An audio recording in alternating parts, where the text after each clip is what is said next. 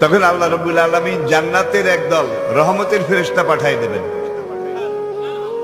হে বেহেশতের ফেরেশতারা যাও, আমার ওই নামাজি বান্দা, ইমানদার, দিনদার বান্দা, তার বিচার মেয়াদ শেষ।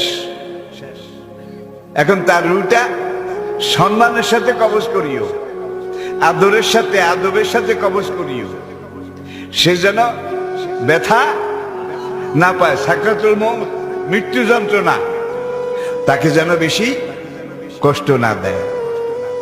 তখন আজরাইল তার জান কবজ করার জন্য যখন বুকের উপরে চেপে বসে, আল্লাহ পাক ওই জান্নাতের একদল ফেরেশতা তাদেরকে ওই মুরমুষণ নেককার ইমানদার নামাজি লোক তার রগের ভিতর দিয়ে তার শরীরের ভিতরে ঢুকাই দেয়।